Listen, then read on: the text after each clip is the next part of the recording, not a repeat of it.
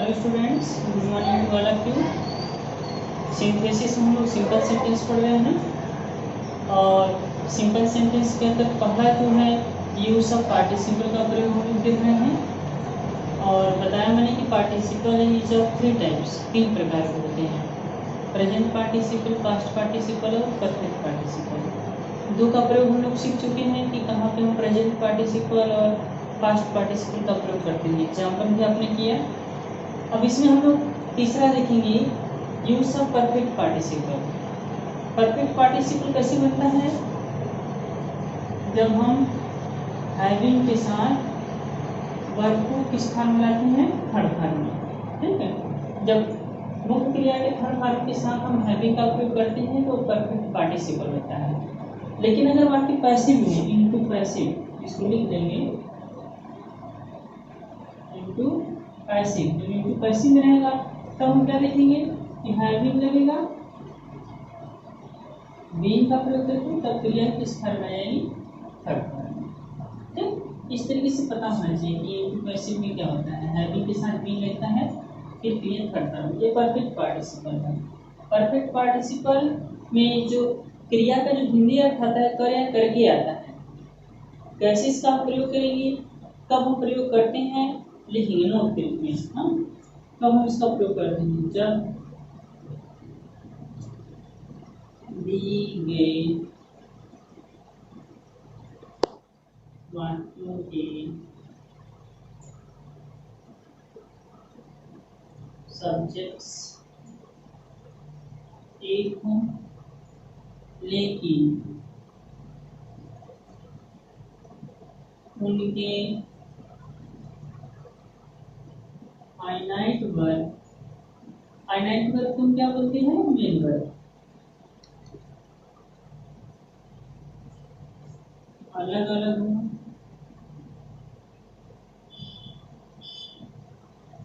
इसके साथ ही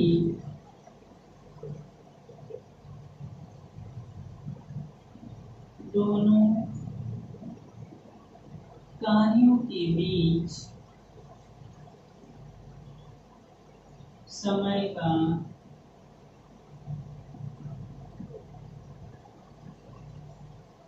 अंतराल हो। ठीक है, दोनों कार्यों के बीच समय का अंतराल हो तो इसमें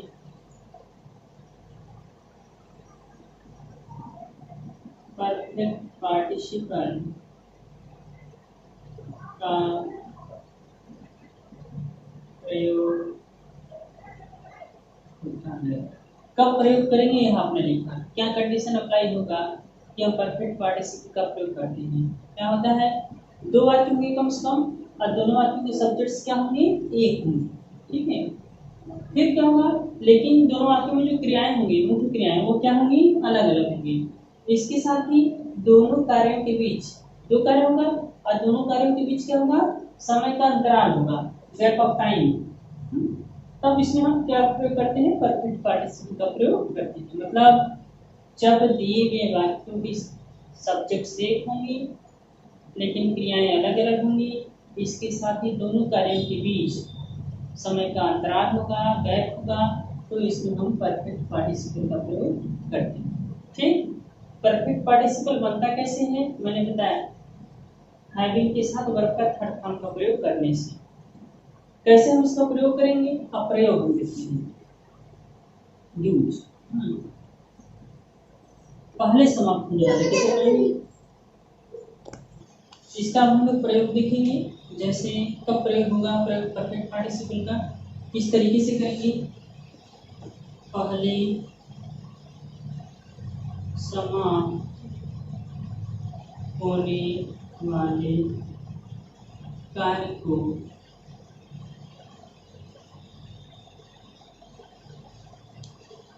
परफेक्ट पार्टिसिपल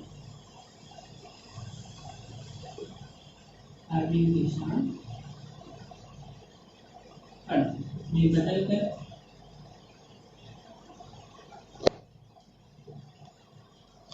उसके साथ हैविंग बदल कर आए हुए शेष वर्ग को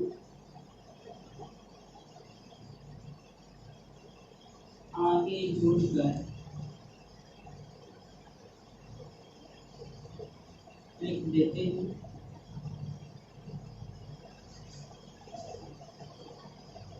इसके बाद कॉमा लगाकर बाद में होने वाले कार्य को आगे जोड़कर लिख देते हैं। ठीक है, जैसे ये कंडीशन हो गया आपका कि परफेक्ट पार्टिसिपल का प्रयोग कब करते हैं। क्या होता है परफेक्ट पार्टिसिपल, पहले जानेंगे हैविंग के साथ क्रिया को थर्ड फॉर्म में बदल देंगे।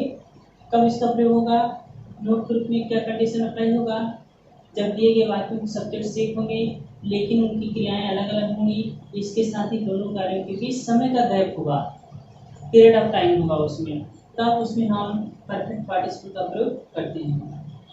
कैसे बनाएंगे, दो क्रियाएं होंगी, किस क्रिया को हम परफेक्ट पार्टिसिपल में चेंज करेंगे, पहले समाप्त होने वाले कार्य को, मतलब पहले समाप्त होने वाले जो कार्य होंगे, जो क्रिया होगी उसको हम परफेक्ट पार्टिसिपल में चेंज करेंगे। तो कैसे प्रयोग करेंगे, पहले समाप्त होने वाले कार्य को मतलब क्रिया को परफेक्ट पार्टिसिपल हैविंग लगा देंगे और उस क्रिया को थर्ड फॉर्म में बदलने के बाद क्या करेंगे, उसके साथ आए हुए जो शेष शब्द होगा, शेष वाक्य होगा, आगे जोड़कर लिख देंगे, फिर कॉमा लगा देंगे। कॉमा लगाने के बाद क्या करेंगे, बाद में होने, इसके बाद कॉमा लगाकर बाद में होने वाले कार्य को, जो दूसरा वाक्य है, बाद में क्या होगा, दूसरा वाक्य होगा, तो उसको आगे जोड़कर हम लिख देंगे। ओके, जैसे इसमें एग्जाम्पल हम लेते हैं, the teacher taught the students, पहला हो गया द टीचर went home, है ना। अब इस बात को कंबाइन करना है, सिंथेसिस हम लोग पढ़ रहे हैं। सिंथेसिस का अर्थ होता है टू कंबाइन टू और more simple sentences into one sentence is called synthesis. अब कंडीशन अप्लाई करेंगे, the teacher taught the students, अध्यापक ने छात्रों को पढ़ाया, द टीचर वेंट होम, अध्यापक घर चले गए। अध्यापक की तरह दो काम हो रहा है, दोनों वाक्य को सब्जेक्ट एक है, छात्रों को पढ़ाना फिर घर जाना, और दोनों कार्य के बीच हम देख रहे हैं समय का थोड़ा सा गैप है, दोनों की क्रियाएं अलग अलग हैं और दोनों क्रियाओं में समय का थोड़ा सा अंतराल है। टीचर का पढ़ाना छात्रों को फिर घर जाना, ऐसा नहीं पढ़ाते पढ़ाते घर गया, पहले टीचर छात्रों को पढ़ाया फिर वो घर गया। There is a little bit gap of time between the two, दोनों कार्यों के बीच थोड़ा सा समय का अंतराल है, अध्यापक का टीचर का छात्रों को पढ़ाना फिर घर जाना। तो अब चूंकि दो कार्य हैं, दोनों कार्यों के बीच समय का थोड़ा सा गैप है, तो हम परफेक्ट पार्टिसिपल का प्रयोग करेंगे और फिर इसके बाद देखेंगे कि किस क्रिया को हम परफेक्ट पार्टिसिपल में चेंज करेंगे। जो कार्य पहले होगा, पहला काम क्या हो रहा है, पढ़ाने का, फिर घर जाने का दूसरा काम हो रहा है, तो इसी जो कार्य पहले होगा उसी को हम परफेक्ट पार्टिसिपल में चेंज कर देंगे। एक क्रिया है यहाँ पे, इसको हम परफेक्ट पार्टिसिपल चेंज करेंगे। परफेक्ट पार्टिसिपल कैसे बनता है, हैविंग का प्रयोग करके इसको हम थर्ड फॉर्म बदल देंगे, जिसका थर्ड फॉर्म यही होता है। फिर मैंने क्या बताया, आई पहले समाप्त होने वाले कार्य को, क्रिया को परफेक्ट पार्टिसिपल बदलने के बाद शेष वाक्य जहां तक है इसको लिख देंगे, टॉट द स्टूडेंट्स, क्या लगा देंगे, कामा, हैविंग टॉट द स्टूडेंट्स। अब जो दूसरा वाक्य है उसको आगे जोड़कर लिख देंगे, तो हो जाएगा the teacher went home, means छात्रों को पढ़ाकर या पढ़ा करके अध्यापक घर चले गए। टीचर की द्वारा पहले पढ़ाने का काम हो रहा है फिर घर जाने का, और दोनों कार्यों के बीच थोड़ा सा गैप है। ठीक, दूसरा example, he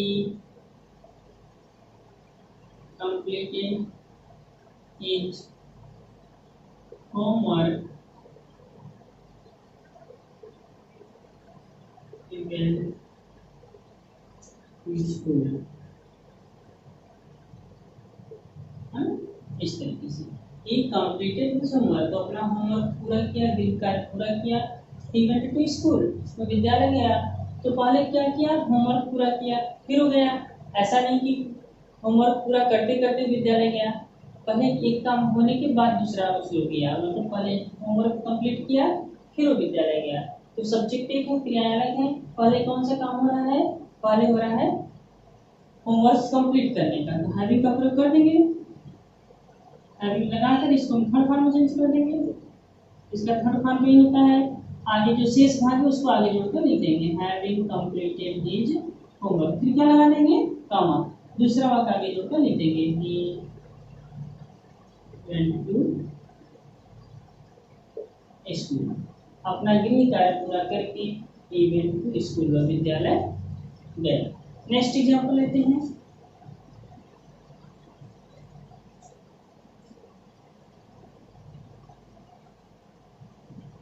Radha took food, she went to sleep। इस तरीके से हम समझ सकते हैं। Radha took food, she went to sleep means Radha खाना खाई। took food मतलब खाना खाने से अर्थ है। राधा took food, राधा खाना खाई। she went to sleep, वो कहाँ गई, सोने चली गई। तो पहले खाना खाई, ऐसा नहीं कि खाते खाते सोई, पहले खाना खाई फिर उसका सोने के लिए गई। तो पहला काम हो रहा है भोजन करने का, खाने का। तो दोनों सब्जेक्ट एक ही, क्रियाएं अलग हैं। हैविंग का प्रयोग करके इसको थर्ड फॉर्म बदल देंगे, हो जाएगा अपना हैविंग टेकन फूड, है ना, हैविंग टेकन फूड, खाना खाकर। कौन गई, सी का प्रयोग किसके लिए गया है, राधा के लिए। जब एक ही बार सब्जेक्ट रखेंगे तो हम प्रोनाउन रखेंगे, सॉरी नाउन रखेंगे। तो नाउन क्या है, यहाँ पे Radha, having taken food comma लगा देंगे, राधा वेंट टू स्लीप, खाना खाकर राधा सोने चली गई। इस तरीके से, इज इट क्लियर। एक बात और ऐसा लेते हैं जिसको हम देखते हैं कि मैंने लिखा था पहले पेज पे कि जब हम परफेक्ट पार्टिसिपल को पैसे में चेंज करते, अगर वाक्य पैसे में है तो कैसे होगा।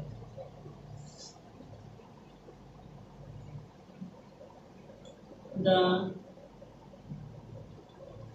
student was